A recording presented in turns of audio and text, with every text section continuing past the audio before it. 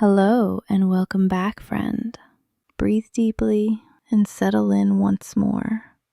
Let the gentle silence of this moment completely cover you. We are approaching the inevitable, solemn end of this grand and tragic story. Feel the soft, subtle shift in the air. The tide of history cannot be turned back now. Listen to the distant whisper of the hot, dry desert winds. They carry the heavy, slow sound of an army approaching. In Alexandria, the two great lovers grapple with the devastating consequences of their loss at Actium. The music of their feasts has stopped. The desperate laughter has finally died away. And the time for final, desperate, irreversible acts has arrived. Close your eyes. Let the gold and the ancient dust of Egypt settle gently over your mind. Scene 1. The bloody morning. While the oblivious citizens of Alexandria were still celebrating the false staged victory of the fleet, Cleopatra, ever the realist, secured her remaining power with an iron, blood-soaked hand. She was a supreme political animal, and she knew the terrifying, inevitable truth could not be hidden for very long. To crush any hint of an uprising in its earliest stages, she acted with chilling, unhesitating swiftness. She ordered the immediate, quiet execution of prominent political opponents and rich, influential nobles. Anyone whose loyalty was even slightly, momentarily questionable was dealt with. Imagine the soft, wet thud of a blade falling in the thick, pre-dawn darkness of the palace courtyard. Her face was a rigid mask of cold, unyielding resolve, a queen's necessary, heartbreaking cruelty for the sake of survival. It was an act of raw, profound fear that saturated the final days of her reign with deep, silent suspicion and a quiet, all-consuming dread. Her reign was now held together only by fear and the scent of jasmine and blood. Scene 2. The misanthrope's retreat. Antony, in stark, devastating contrast, completely shattered under the crushing weight of his unbearable shame. The great, victorious general had been utterly replaced by a man drowning in a sea of self-loathing and wine.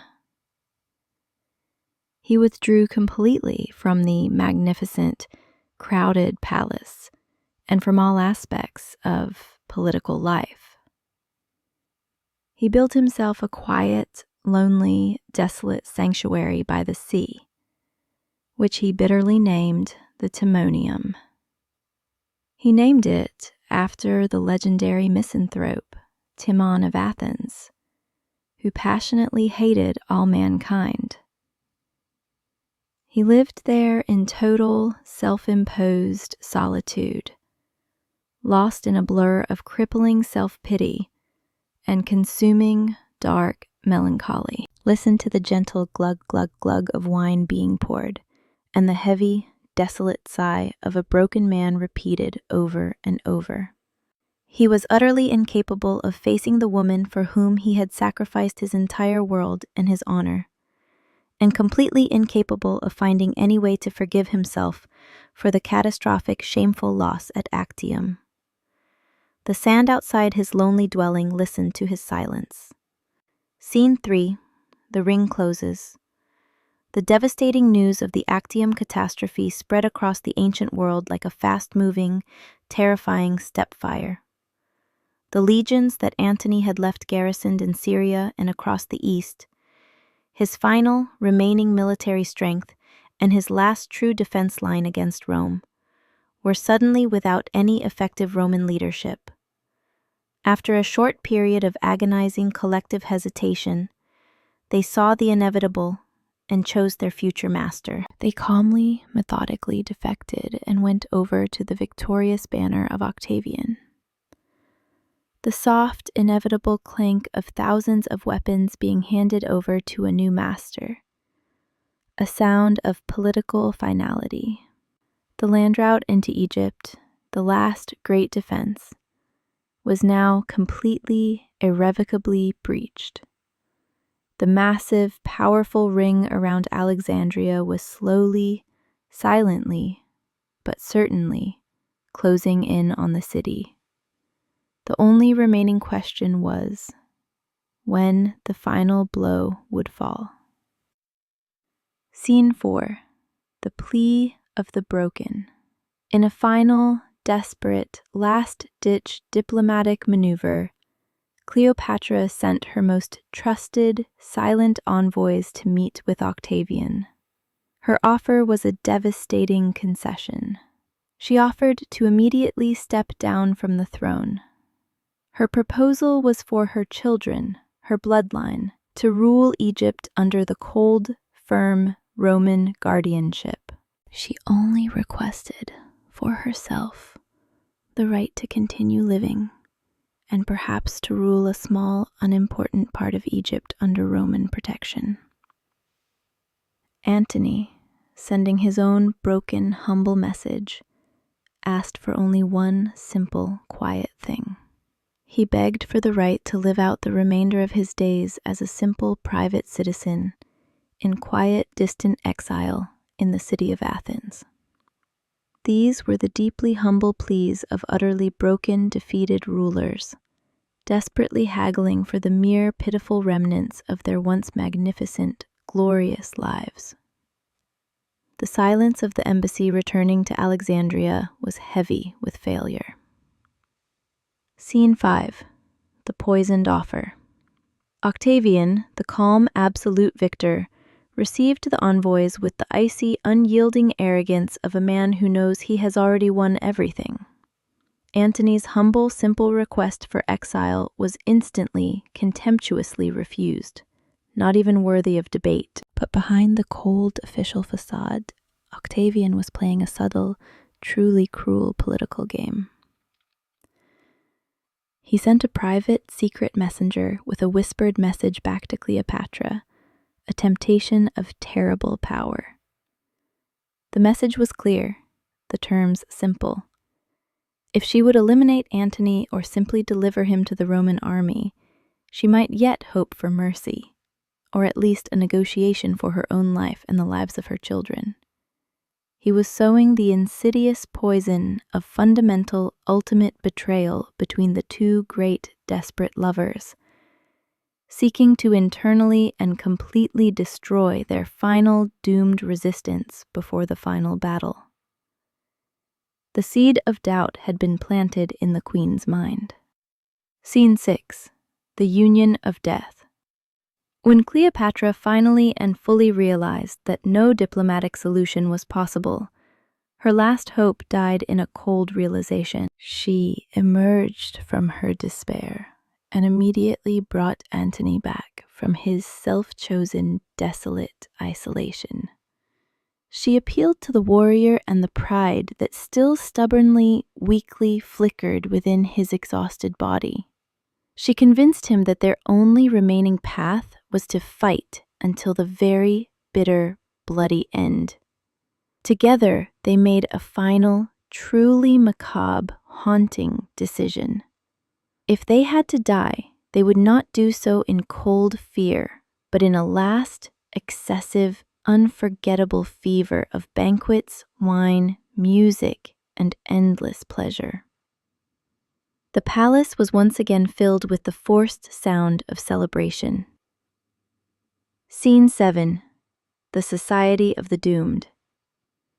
They founded a new, final, desperate social club, whose name was itself a death sentence, 𝐀𝐚𝐫𝐧𝐢𝐧𝐠, the community of those who died together. Imagine the sound of endless, frenzied revelry in the palace halls, a frantic, constant noise. Their magnificent, opulent feasts were no longer celebrations of life, but frantic denials of death.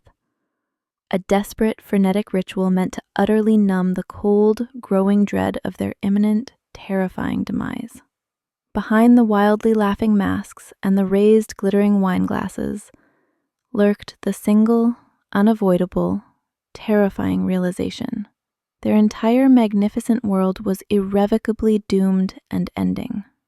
The soft clink of their final toasts echoed with the quiet certainty of their fate. Scene 8. The Treasure and the Pyre. While the days were filled with the noise of frantic feasting, Cleopatra was secretly preparing her final, most dramatic act. She accelerated the construction of her own magnificent, spectacular mausoleum. It was a sumptuous tomb that was also intended to serve as her final, impregnable fortress and refuge. She ordered the immediate transfer of Egypt's immeasurable treasures into the deep vault of the tomb. All the gold, the pearls, the ivory, centuries of wealth, all packed and moved in silence. But she also moved in vast quantities of dry, flammable material, pitch, and kindling. It was designed to be both a spectacular treasury and her own final, self-immolating funeral pyre. She would take her life, her love, and her entire wealth with her to deny it to Rome. Scene 9. The Science of Death. The queen, who had always been a sharp woman of science and keen intellect, did not even leave her death to chance or accident. With cold, almost clinical precision, she conducted careful experiments on condemned slaves and unfortunate prisoners. She was testing the effects of various poisons, watching them with a detached, focused, scientific interest. She sought not just any death, but the quickest, most beautiful, and most completely painless end. She searched for a quick exit that would allow her to perfectly maintain her royal dignity and, crucially, to escape the ultimate humiliation of being bound and paraded in Octavian's final grand triumph through the streets of Rome. Her final act would be her own quiet command. Scene 10. The Approach of the Conqueror. The beginning of spring brought the terrifying, inevitable, unstoppable advance of Octavian's legions from the east. At the head of the vanguard rode a former trusted officer of Antony, a fresh, painful symbol of the total collapse of his authority. Their immediate target was Pelusium, the crucial eastern gateway fortress into Egypt. Listen to the heavy, silent tramp of thousands of marching, disciplined Roman boots approaching across the dry desert sand. The last defensive line of the great kingdom of the Nile was moments away from total, final collapse. Scene 11. The Quiet Surrender. The mighty, supposedly impregnable fortress of Pelusium fell almost without a single sword being drawn or a single shot fired. Whispers and terrible rumors immediately began to spread like poison through the city of Alexandria. Some said that Cleopatra herself had secretly given the order for the commander to quietly capitulate. Was it a last, frantic, desperate attempt to gain favor and mercy from the cold Octavian? Or a terrifying sign that she had already privately resigned herself to her own life and the fate of Egypt, choosing the path of self-preservation? The deep, poisonous seed of suspicion between her and Antony was quickly, fatally, sprouting into an ugly, divisive flower. Scene 12. The lion's final roar. When the terrible news of Pelusium's quiet, shameful fall reached Alexandria, the old Roman lion inside Antony awoke for a single, final, brief time. At the head of his last remaining cavalry, he launched himself into a final, suicidal, defiant charge against Octavian's advance guard. The loud sound of the horse's hooves galloping furiously into the fray, a sound of fury, desperation, and finality. He fought with the untamed, raw fury of a man utterly driven to desperation and hopelessness. He managed to win a last, small, fiercely fought victory. A fleeting, utterly meaningless moment of personal triumph before the absolute, final doom. Scene 13. The last embrace. Blood-stained and completely exhausted from his last charge, he slowly, wearily returned to the palace. For a single, fleeting, precious moment, all the mutual doubts and the dark political betrayals were utterly forgotten. Cleopatra received him on a high public balcony with a gesture of passionate, visible, powerful admiration. She embraced him fiercely, publicly, passionately, for all the world to see. For one brief, final instant, they looked once again like the magnificent, invincible, divine couple who had once commanded the entire East. It was a last, beautiful, desperate flourish of love and defiance in the stark face of total, final annihilation. Scene 14. The final naval treachery. On the eve of the last final battle for the city, on the 31st of July, Antony stood upon the high walls of Alexandria. He looked down upon his final fleet, his last shred of hope, waiting in the harbor below. But as Octavian's ships sailed calmly, confidently into the bay, the unbelievable, ultimate betrayal unfolded before his eyes. His own sailors, his final Roman contingent, betrayed him en masse, without hesitation. Listen to the soft, sickening sound of thousands of oars being raised in silent salute to the enemy commander. Without firing a single arrow, without raising a single defense, they simply saluted the enemy and instantly switched their allegiance to Octavian. The betrayal of the sea was now completely, finally, undeniably total.